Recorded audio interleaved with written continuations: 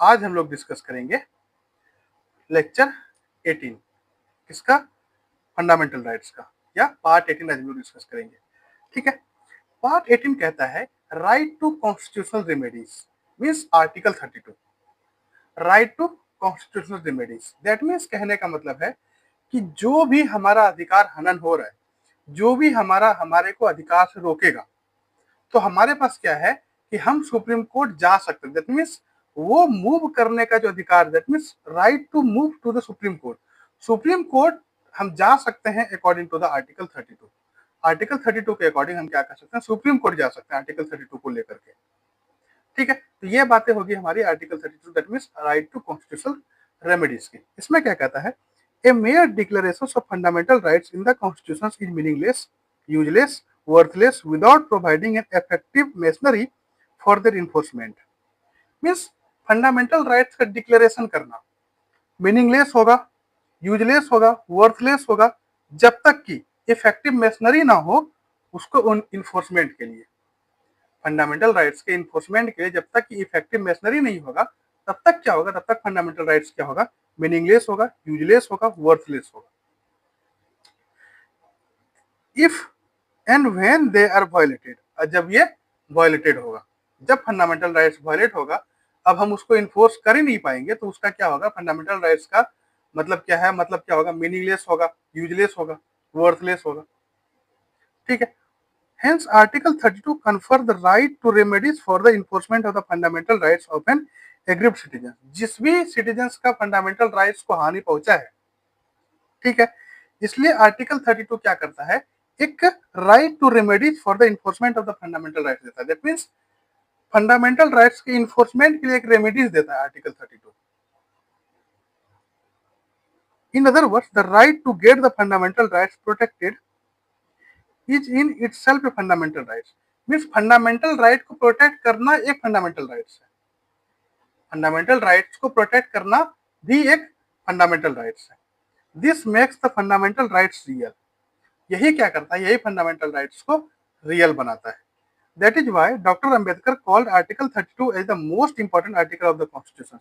इसलिए doctor B R Ambedkar क्या बोलते हैं, आर्टिकल 32 को मोस्ट इंपॉर्टेंट आर्टिकल बोलते हैं। क्यों? An article without which this constitution would be न्यूलिटी।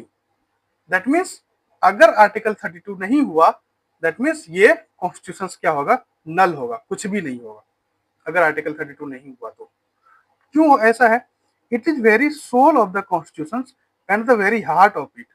ये क्या है, ये सोल ऑफ द कॉन्स्टिट्यूशन है या हार्ट ऑफ द कॉन्स्टिट्यूशन है। ठीक है, the supreme court has ruled that article 32 is a basic features of the constitution. Supreme Court ने क्या बोला कि आर्टिकल 32 क्या है, एक basic features of the constitution है। किस तरीके से? Hence it can not be abridged or taken away even by the way of an amendment of the constitution. इसलिए इसको क्या कर सकते हैं, इसको कोई भी नहीं ले जा सकता, चाहे वो अमेंडमेंट करके क्यों ना हो, इसको कोई भी टेकन अवे नहीं कर सकता, चाहे वो अमेंडमेंट ही क्यों ना करे कॉन्स्टिट्यूशन में, फिर भी इसको नहीं लिया जा सकता। It contains the following 4 provision. इसमें से फॉलोइंग 4 प्रोविजंस हैं। क्या क्या प्रोविजंस हैं? इसमें प्रोविजंस है the right to move the supreme court by appropriate proceedings for the enforcement of the fundamental rights is guaranteed. Article 32 क्या करता है, आर्टिकल 32 देता है right to move to the supreme court. Supreme court के movement के लिए article 32 है। Means supreme court जा सकते हैं, ये हमारा अधिकार। अगर हमारा फंडामेंटल राइट्स इंफ्रिंज हुआ है, ये हमारा फंडामेंटल राइट्स का हनन हुआ है, तो सुप्रीम कोर्ट किस तरीके से जा सकते हैं, डायरेक्टली नहीं जा सकते। किस तरीके से जा सकते हैं, हम आर्टिकल 32 के थ्रू जा सकते हैं, by appropriate proceedings for the enforcement of the rights. जो भी राइट्स गारंटी किया गया है, उस राइट्स को इन्फोर्स करने के लिए एप्रोप्रिएट प्रोसीडिंग्स के लिए हम क्या कर सकते हैं, आर्टिकल 32 के सहारे हम सुप्रीम कोर्ट जा सकते हैं। ठीक है, the supreme court shall have power to issue directions और ऑर्डर और writs for the enforcement of any of the fundamental rights. Supreme court क्या कर सकता है, सुप्रीम कोर्ट इशू कर सकता है, डायरेक्शंस हो, ऑर्डर्स हो या रीट्स। रीट्स मीन्स हो गया लीगल ऑर्डर्स। लीगल ऑर्डर्स किसके लिए, फंडामेंटल राइट्स के लिए दे सकता है। सुप्रीम कोर्ट क्या कर सकता है, सुप्रीम कोर्ट के पास पावर है, वो क्या कर सकता है, डायरेक्शन इशू कर सकता है, ऑर्डर इशू कर सकता है, रीट्स इशू कर सकता है for the enforcement of any of the fundamental rights. कुछ भी कोई सा भी फंडामेंटल राइट्स अगर हनन हो रहा है उसके इन्फोर्समेंट के लिए क्या कर सकता है सुप्रीम कोर्ट, ऑर्डर दे सकता है, डायरेक्शन दे सकता है, रिट्स इशू कर सकता है। अब रिट्स में क्या क्या इंक्लूड है? हेबस्कस कार्पस, मैंडामस, प्रोहिबिशंस, सरसराई और क्वो वारंटो। इन पांचों को हमने क्या पढ़ना है? ये पांचों हमारा क्या है? रिट्स है। ठीक है, इन पांचों को हम लोग डिटेल में देखेंगे, लेकिन अभी क्या कहता है, अभी इस टेक्स्ट के अनुसार क्या है? Parliament can empower any other courts to issue directions, order, writs of all kinds. Parliament क्या कर सकता है? एक नियम ला सकता है, और वो क्या कर सकता है कि कोई भी कोर्ट्स को ये पावर दे सकता है कि आप क्या कर सकते हैं? ऑर्डर इशू कर सकते हैं, डायरेक्शन इशू कर सकते हैं, या रीट्स इशू कर सकते हैं। लेकिन आज तक पार्लियामेंट ने ऐसा कोई नियम नहीं बनाया जिसमें कि किसी और कोर्ट्स को दे दिया हो कि आप डायरेक्शन इशू कर सकते, डायरेक्शन दे सकते हैं, ऑर्डर दे सकते हैं और रीट्स दे सकते हैं। ठीक है, however this can be done without prejudice to the above powers conferred on the Supreme Court. Any other courts here does not include high courts because Article 226 has already conferred the powers on the High Court. Means any other courts कहने का मतलब है high court नहीं है। Any other court कहने का मतलब है कि जो उससे हाई कोर्ट से नीचे वाला कोर्ट्स है, उन कोर्ट्स को क्या कर सकता है? एक पार्लियामेंट एक नियम बना सकता है कि उन कोर्ट्स को भी डायरेक्शन देने का ऑर्डर दे दे, इशू रिट्स इशू करने का ऑर्डर दे दे। ठीक है, और हाई इसमें से हाई कोर्ट इंक्लूड नहीं होता। क्यों नहीं इंक्लूड होता? क्योंकि आर्टिकल 226 के अकॉर्डिंग क्या होता है? आर्टिकल 226 के अकॉर्डिंग हाई कोर्ट को भी ये पावर दिया गया है, आप क्या क्या कर सकते हैं? आप क्या क्या कर सकते हैं? आप रिट्स दे सकते हैं, आप ऑर्डर दे सकते हैं, आप डायरेक्शन दे सकते हैं। ये हाई कोर्ट के पास अपना पावर है, तो हाई कोर्ट्स को पावर की जरूरत नहीं है। ठीक है, the right to move the supreme court shall not be suspended expect as the otherwise provided by the constitution. Means supreme court में मूव करने का अधिकार ये हमसे नहीं छीना जा सकता जब तक कि कोई कॉन्स्टिट्यूशन, कोई लॉ, कोई कॉन्स्टिट्यूशन क्या करता है, या कॉन्स्टिट्यूशन के द्वारा जब तक उसको प्रोवाइड नहीं किया जाता। जब तक कि कॉन्स्टिट्यूशन में कुछ ऐसा नियम नहीं होगा या कुछ ऐसी चीजें नहीं हुई होगी जो कि हमें रोक सकती है सुप्रीम कोर्ट जाने से, तब तक कोई नहीं रोक सकता। मीन्स कॉन्स्टिट्यूशन के थ्रू ही हम रोक सकते हैं अपने आप को सुप्रीम कोर्ट जाने से, उससे पहले कोई नहीं रोक सकता। ठीक है, thus the constitution provides that the president can suspend the right to move any courts for the enforcement of the fundamental right during national emergency, article 359। Article 359 के अकॉर्डिंग क्या हो सकता है? प्रेसिडेंट क्या कर सकते हैं? सस्पेंड कर सकते हैं right to move to the supreme court. Means article 32 suspend कर सकते हैं प्रेसिडेंट, किस केस में? नेशनल इमरजेंसी के टाइम पे। और ये किस आर्टिकल के अकॉर्डिंग? आर्टिकल 359 के अकॉर्डिंग क्या कर सकते हैं ये प्रेसिडेंट? हमारे जो आर्टिकल 32 है उसको सस्पेंड कर सकते हैं। मींस आर्टिकल 32 क्या है? Right to move to the supreme court. ठीक है, it is thus clear that supreme court has been constituted as the defender and guarantor of the fundamental rights of the citizens. इसलिए ये बोला जाता है कि सुप्रीम कोर्ट क्या है? Supreme court defender and guarantor of the fundamental rights, defender और guarantor है फंडामेंटल राइट्स का सुप्रीम कोर्ट। ठीक है, it has been vested with the original and wide powers that purpose। Means original means इसको क्या दिया गया है? सुप्रीम कोर्ट को क्या दिया गया है? ओरिजिनल और वेस्टेड पावर। अब ओरिजिनल का क्या मतलब है? ओरिजिनल का मतलब है original because an aggrieved citizen can directly go to the supreme court, not necessary by the way of appeal. Means appeal के थ्रू नहीं, वो डायरेक्टली सुप्रीम कोर्ट जा सकता है। ये ओरिजिनल पावर है, डायरेक्टली क्या कर सकते हैं? कोई भी सिटीजन सुप्रीम कोर्ट जा सकते हैं, ये ओरिजिनल पावर है। उसके बाद वाइड का क्या मतलब है? वाइड का मतलब है because its power is not restricted to issuing of orders और direction but it also writs of all kind. That means wide का मतलब है कि इनका पावर क्या है, यहाँ रेस्ट्रिक्ट नहीं है कि हाँ आपको इस इन्हीं जगह पर रेस्ट्रिक्ट होनी है, या फिर आप किसी स्पेसिफिक रीड्स को ही आप आगे बढ़ा सकते हो, या कोई स्पेसिफिक डायरेक्शन ही आगे दे सकते हो। ऐसा कुछ नहीं है, इसलिए वो वाइड वेराइटी में है। दैट मीन्स हर चीज कर सकता है, ऑल काइंड्स ऑफ रीड्स को क्या कर सकता है? ये इशू कर सकता है सुप्रीम कोर्ट। ठीक है, all kinds of direction, all kinds of order को इशू कर सकता है सुप्रीम कोर्ट। ठीक है, the purpose of article 32 is to provide a guaranteed, effective, expeditious, inexpensive and summary remedy for the protection of fundamental rights. Article 32 का क्या purpose है? Article 32 का पर्पस है कि वो क्या कर सकता है, गारंटी दे सकता है। वो क्या हो सके, इफेक्टिव, एक्सपेंडिशियस, इनएक्सपेंसिव और summary remedy for the protection of fundamental rights. इस फंडामेंटल राइट्स के प्रोटेक्शन के लिए क्या कर सकता है आर्टिकल 32, ये गारंटी प्रोवाइड करता है, इफेक्टिव चीजें प्रोवाइड करता है, इनएक्सपेंसिव चीजें प्रोवाइड करता है। Only the fundamental rights guaranteed by the constitutions can be enforced under Article 32 and not any other right like non-fundamental constitutional rights, statutory rights, customary rights and so on। सिर्फ fundamental rights के लिए ही guarantee देता है constitution. Article 32 सिर्फ fundamental rights की बात करता है।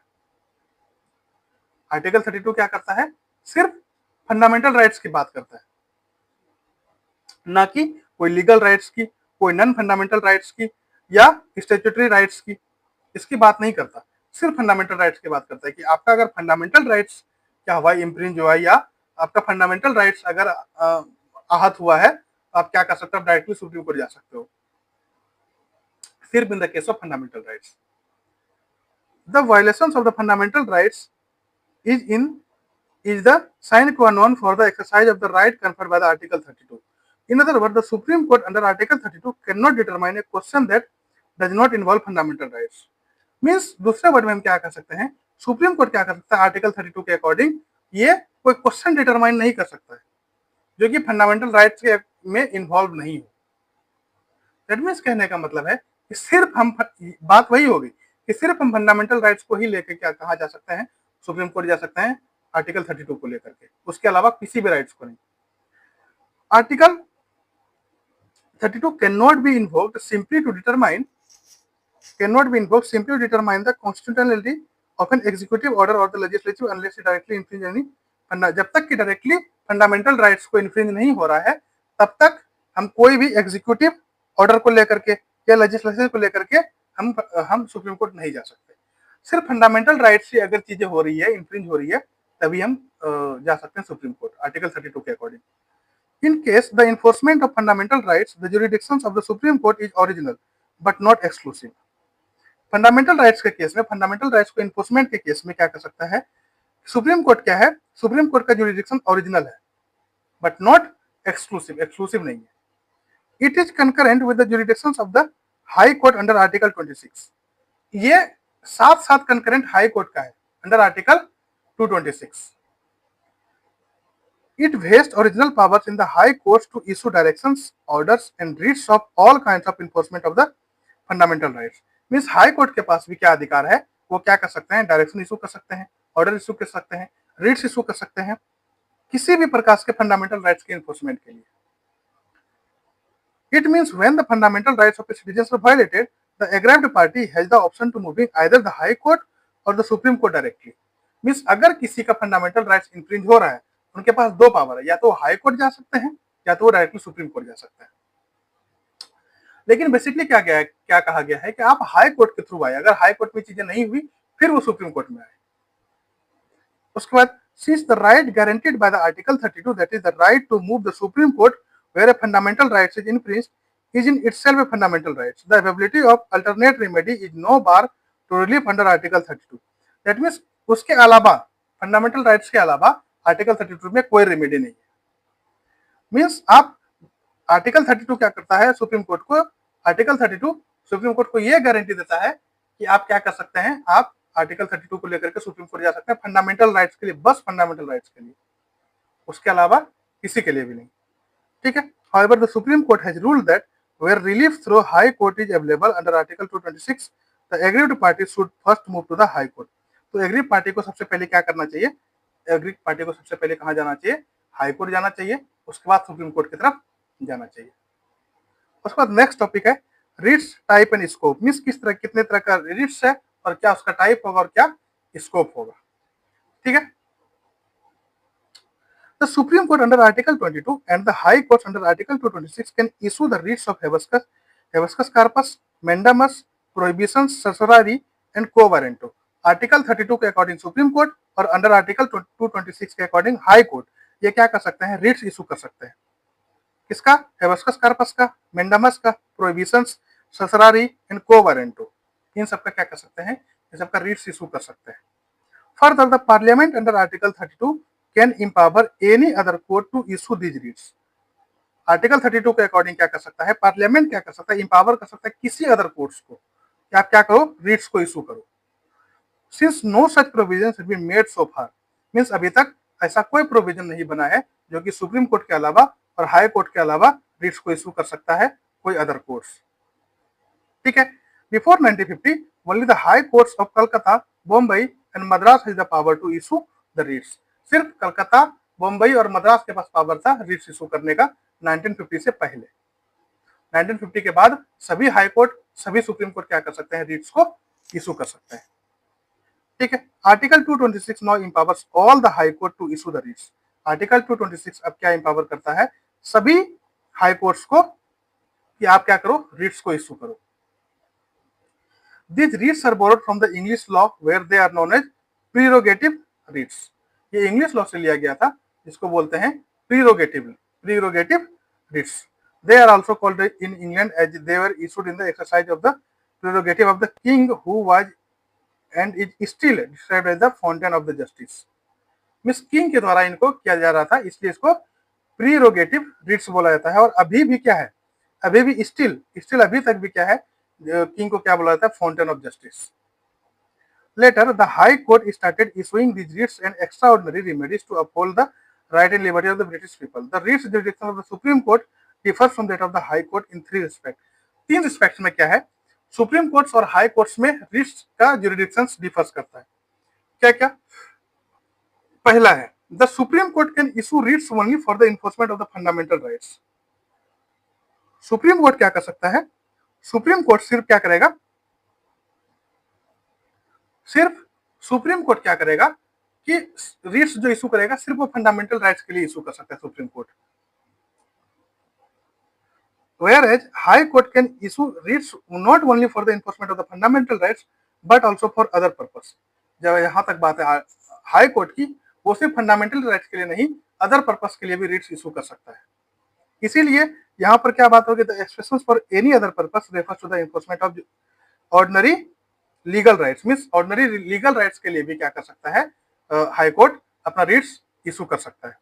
Thus the writs jurisdictions of the Supreme Court in this respect is narrower than that of the High Court. Means supreme court क्या कर सकता है, फंडामेंटल राइट्स के केस में ही सिर्फ रिट्स को इशू कर सकता है।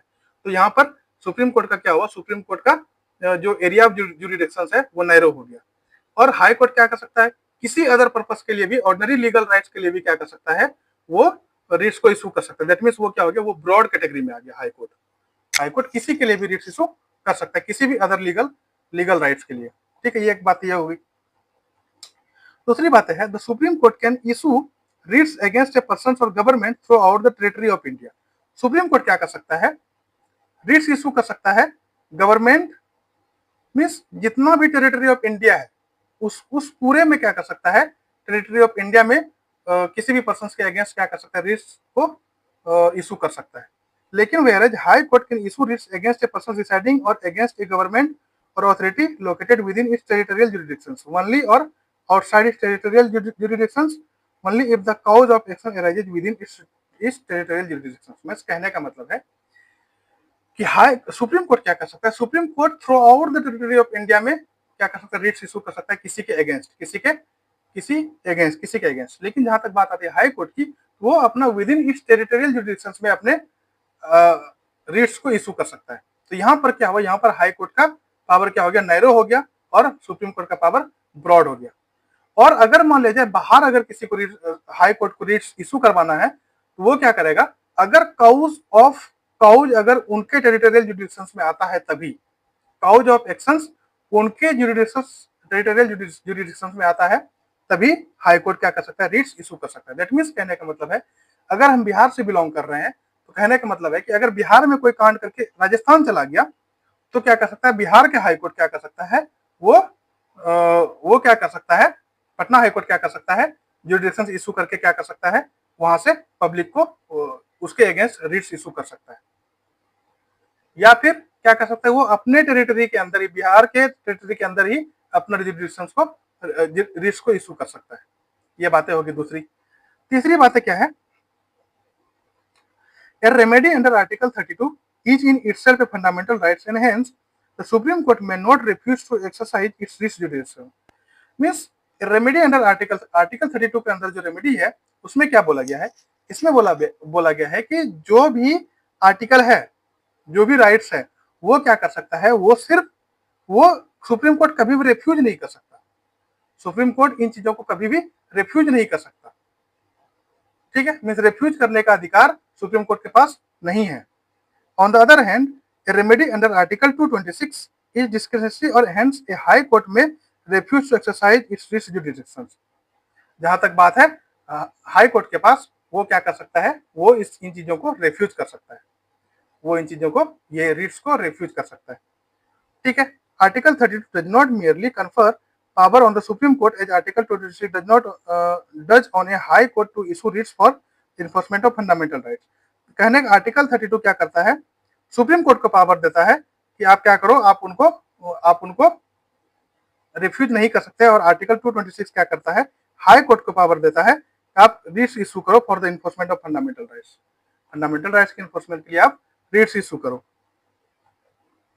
The supreme court is thus constituted as the defender and guarantor of the fundamental. इसलिए सुप्रीम कोर्ट को क्या बोला गया है, guarantor and defender of fundamental rights. Now we will proceed to understand the meaning and scope of different kinds of writs mention in article 32 and 226 of the constitution.